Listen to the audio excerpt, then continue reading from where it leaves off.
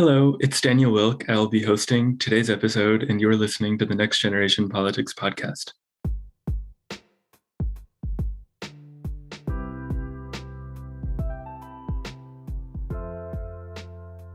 Today, as our guest, we have a friend of mine, Amelia Posner-Hess, who is the admin of Instagram account at ProgressiveJews. It is an Instagram account that comments on a variety of Jewish issues from a progressive lens. So, to begin, can you tell us the story of why you decided to start Progressive Jews?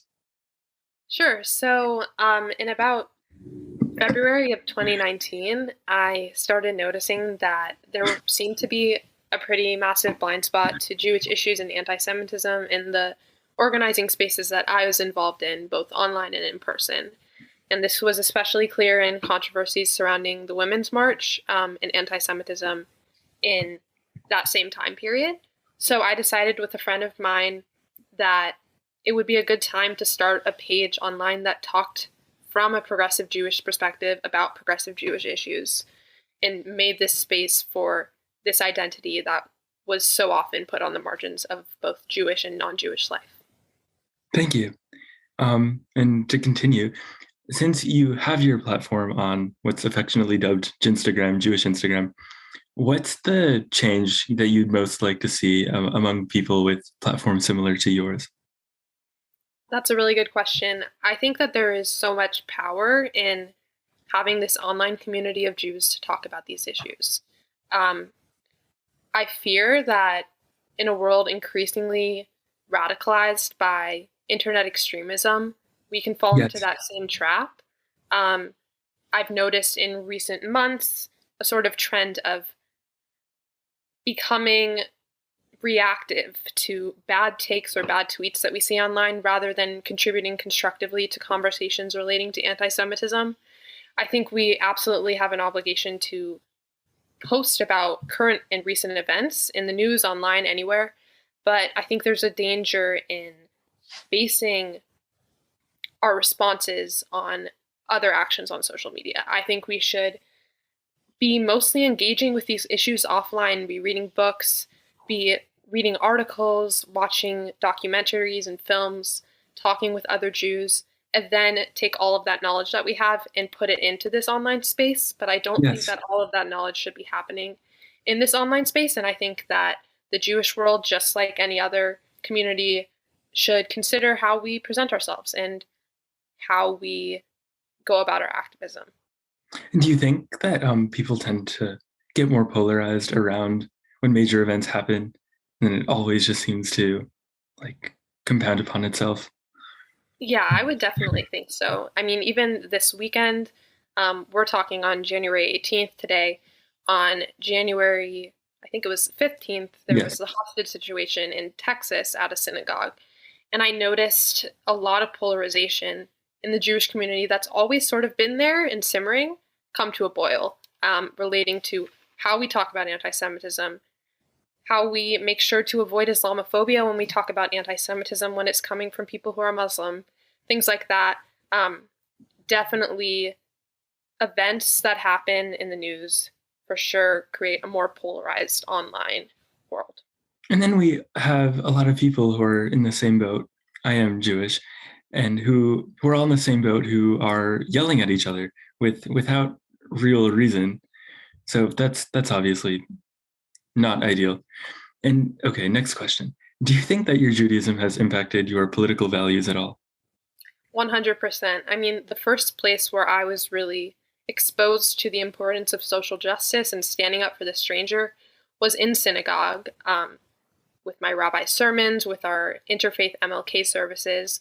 My synagogue also has this table outside where we have all of these different resources for organizations like HIAS, which is Hebrew Immigrant Aid Society, and different groups that work for social and racial and political and economic justice. And I think that without that influence, I would really not be anywhere close to how politically aware I am today. And not just that, but I feel like we all who are involved in politics have so much farther to go with our knowledge. And I think that Judaism has taught me the importance of continuing to question and continuing to grow and continuing to have dialogue and continuing to wrestle with all these complex questions. So it's definitely very monumental to my politics and my worldview. It's good to hear. How do you think our listeners can go about combating anti-Semitism that they confront in their local communities, families, friends, schools, places like that, and where people might pick up on anti-Semitic tropes or dog whistles on pretty casually on a daily basis? How do you think people can go about addressing that? So this may be because I am sort of a history nerd, but I really think that learning about Jewish history and the construction of Jewish identity and culture is key to understanding and combating anti-Semitism in our own communities. I mean, just knowing the roots of a lot of these anti-Semitic tropes that are so pervasive in our society about blood libel, Jews controlling the world, knowing the roots of those is so important for people who are trying to understand why these beliefs are so problematic. And when we have that history, all of the people who are ignorant suddenly become knowledgeable. And that makes them less susceptible to anti-Semitism and makes them more able to confront it wherever they see it. So I really think education, history is so important. And I think that that's something that's really lacking in the American education system surrounding the Holocaust in particular. Do you have any book or article recommendations about that? Yes, so many. I think for books, I would really recommend The Origins of Totalitarianism by Hannah Arendt. For a perspective on Sephardic Spanish Jews, I would really recommend Family Papers. Night by Elie Wiesel is a classic on Holocaust memory, and I think that's so important for all of us. The Yes. Art of Being Jewish in Modern Times is great as well. And if people are really interested in the Israeli-Palestinian conflict, I highly recommend The Israeli-Palestinian Conflict, What Everyone Needs to Know by Dov Waxman. It's a great primer for the issue, and I think it deals with everything really well. So that Waxman book actually leads into my next thought. So during periods of conflict in Israel and Palestine, it seems that anti-Semitism tends to rise. This is typically measured in hate crime data, though. Do you think that this reactive rise in anti-Semitism also occurs on social media? Yes, absolutely. I think it is so important that all of us be speaking up and amplifying the voices of Palestinians. I think throughout American politics since 1948, Palestinian voices have been completely dismissed. So Yeah. there is a fundamental importance of including Palestinians in activism, or else it's just not progressive, right? At the same time, we have to be sensitive to anti-Semitism because while in Israel, Jews are privileged in the system of hierarchies there, around the world, that's not the case. Jews are a persecuted, vulnerable minority to different degrees in Europe, in Asia, in America. And so when violence happens in Israel-Palestine, whether it's committed by Israel or militant groups like Hamas and Hezbollah, it leads people to have criticism of Israel. And there's nothing wrong with that. But when that criticism becomes about the Jewish people, becomes about, reducing or denying Jewish history and the complexities of that reality, I think that's where the problem lies. And I've seen a lot of that, unfortunately, in certain infographics and posts about the conflict. How do you think that actors on social media, whether they have influence or they're just regular people, how do you think they should respond when they see something bad like what you just mentioned? Very kindly and very sensitively. Okay. This is another problem that I see on Jewish Instagram or Twitter.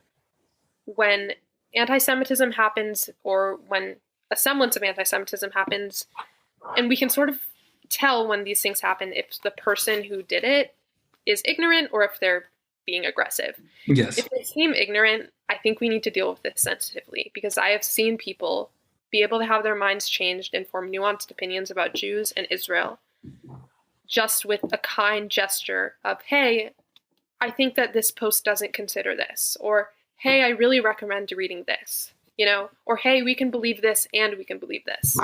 So I think that the best way to respond is just to be straightforward and critical, but not aggressive, at least not at first, and try to treat these people like you would if a friend in your own friend group or school or community says something offensive.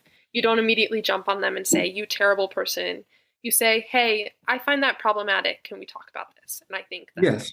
that's essential. Yeah. Treating other people with grace and dignity. Okay.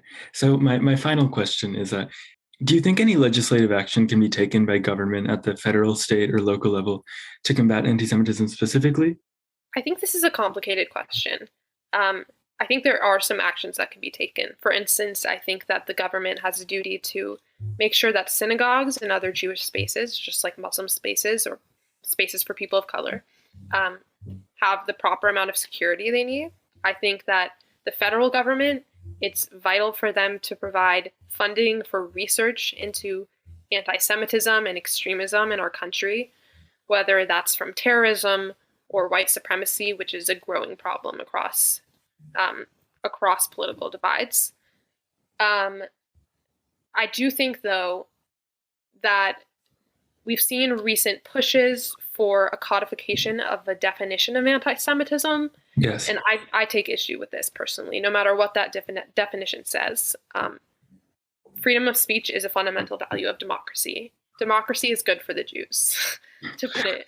We have seen that. It's a common phrase that a lot of Jews use, like, this is good for the Jews or this is bad for the Jews. Democracy is good for the Jews, and democracy requires freedom of speech.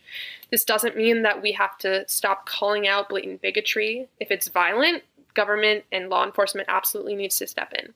But codifying a definition of anti-Semitism can lead to unfair punishment, misinterpretation, and I think that's where the line is crossed.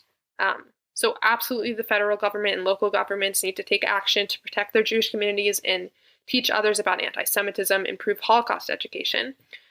But there's a line when it comes to enacting laws that would stifle freedom of speech.